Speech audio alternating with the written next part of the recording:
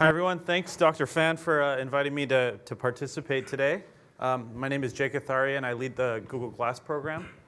I just want to give a little bit of context. And I think what we've heard so far about understanding what people need and what people want and what people are willing to engage with and putting the human first is really, really critical. And that's part of what, when we launched the Glass program in 2012, was the intent. We launched a piece of hardware that had all the sensors that you could have ever imagine that you'd want in a heads-up display product and a information display. And then we were the first product to have a fully voice-controlled environment. And then we took it to the explorers that we called, the people that we called explorers.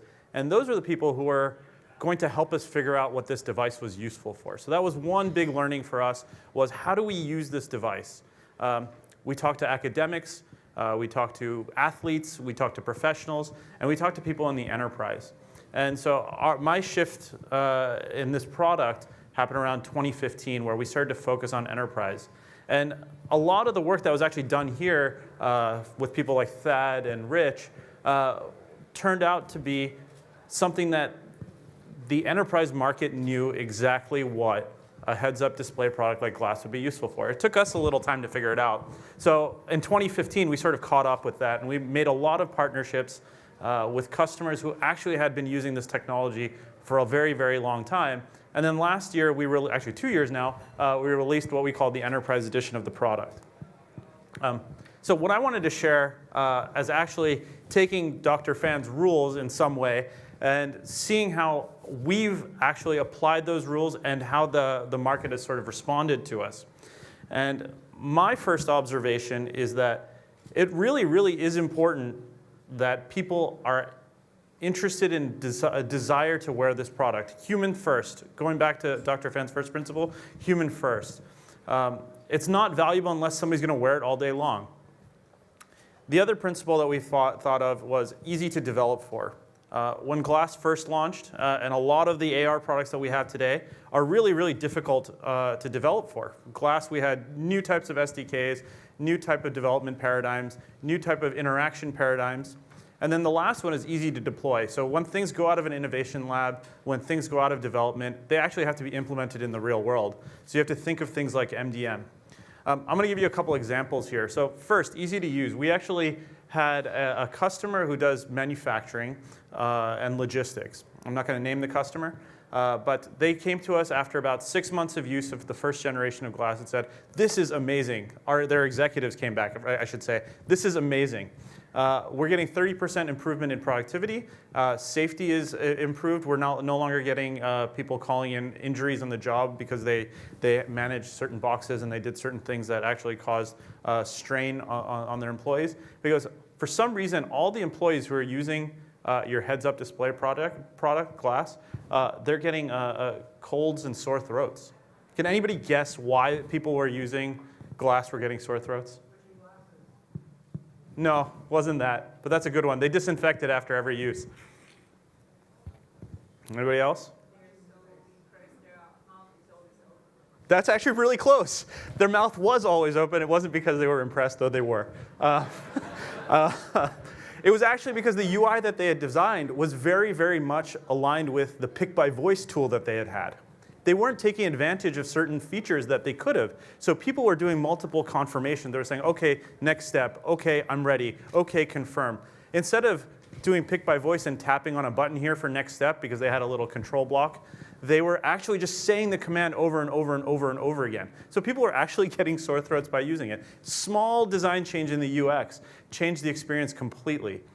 My favorite example that I use when talking to people who have never experienced Glass is the idea of putting together IKEA furniture. We all have a friend who has an IKEA bookshelf where the shelf, the unlaminated side is showing because they got so frustrated that they didn't want to go and disassemble and put it back together, right? Actually, this was a major part of the problem that these manufacturing companies actually see, that they do step by step, and often something gets so complex that they can't go and undo what they were doing. And so with Glass, they were actually able to inspect the work along the way and turn it around and go back for it. But that was very, very difficult to develop for. They actually had to build their own computer vision kind of capabilities to assess what people had done. We went back and said, you guys, you don't need to build a large computer vision tool. Build the tool that's right for the job. So they started to build, using standard Android SDKs, ways to go and take pictures and confirm the steps that people were doing and get a manager to approve. And the last one is easy to deploy.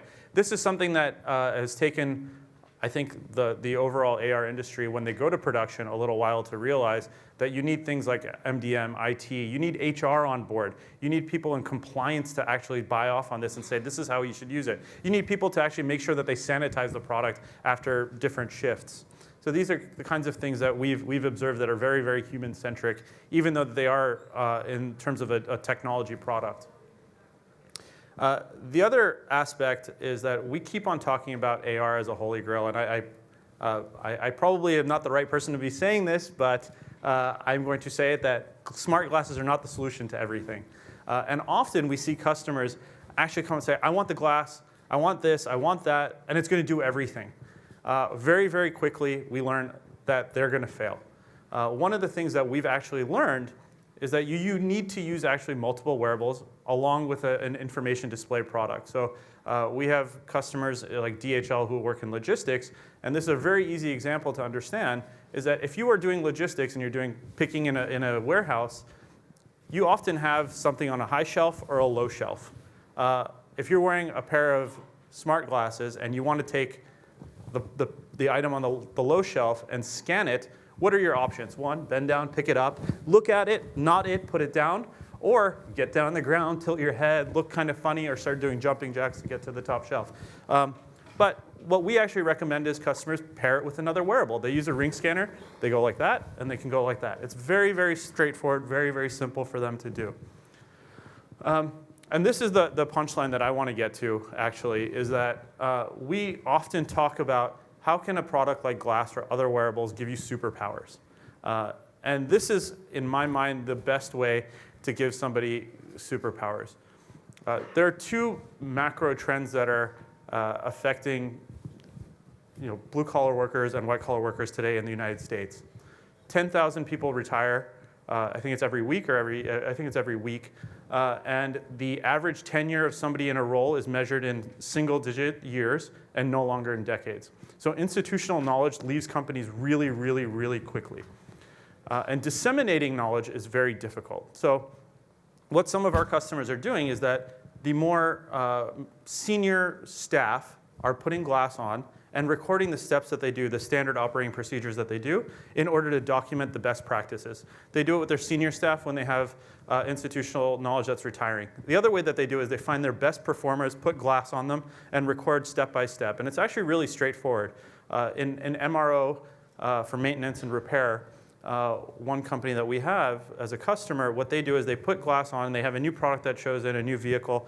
The person will say, okay, I'm opening the oil pan, it's 3/4 turned to the right, and they'll actually record it, and they'll keep on saying step by step by step. So in real time, the new standard operating procedure is created. Then other staff who are new and who are training will actually go and use that standard operating procedure and all have the best practice in play. We have another customer who's actually done something that's really interesting. They're an auto manufacturer in the US. They have a standard operating procedure which every employee wears, glass, and it's delivered through that mechanism. And they're supposed to follow it. And between each step, they take pictures, and they're told to validate that they've done the steps right. They use this to actually ensure quality control of their product and ensure quality control of their processes. One really, really interesting thing happened with this particular auto manufacturer. During the paint cycle, what ended up happening was the car panels would come down a sliding lane, and then they would paint them, and they would put them to dry, then they would paint the other side, and then attach them to the vehicle. This one employee figured out that if you paint the inside, the outside, let it dry, paint the inside, and then attach it right away, you get higher turnaround in car vehicles. Immediately, what first thought that we had was, oh, well, you're putting wet paint on the inside of the car. He goes, actually, you're not. There's spacers in there, so you're good to go. You just have to be really careful. He actually violated standard operating procedure, and he was going to get sent to be retrained. Turns out when they looked at all the data of what he had done and his inspection logs, he was actually doing things about 25% faster by doing things not the right way. And so he actually invented the new standard operating procedure, and it got turned around so that the entire company had that ability. So it's a really cool, full continuous improvement process that kind of happens as a result of using the wearables in the right way. So one of the big things that we've talked about, and I've alluded to in here, is that we're going to focus heavily on using computer vision and machine learning, whether it's to make a pizza. We have customers who are using glass in training for making a pizza. About 50% of staff in fast food have turnover in about 6 months. So you lose about half of your staff every 6 months. And so training in fast food is really, really important. So one of our pizza companies, they actually use glass to train. And instead of taking 1 week to train somebody, it takes a week. And all the work that they do in making pizzas during the training process actually becomes sellable revenue. They'll use glass, they'll do some computer vision and say, you've applied sauce in an uneven pattern, you've put cheese in an uneven pattern, you've not put the right amount of toppings in the right spots. It's supposed to be half pepperoni and half green pepper. It's not what you've done. So they can actually do real-time quality control inspections that way and reduce their training time from 5 days to 2 days. The other aspect that we're trying to do is make everything standardized. So standard Android, standard USB-C, nothing complex, nothing unique that doesn't take after standard things that developers already know. And then the last thing that we're doing is partnering with cloud services, whether it be any cloud service that you can imagine. The idea being that a lot of what we care about in this device is keeping it thin and light and comfortable, keeping it human-centric first. And in order to get the kinds of computational needs that we have to make these products compelling, you have to offload the compute. So we're putting a lot of effort behind new paradigms of computing in the cloud with the heads-up display product that we have. All right, that's it. Thank you. Thank you very much.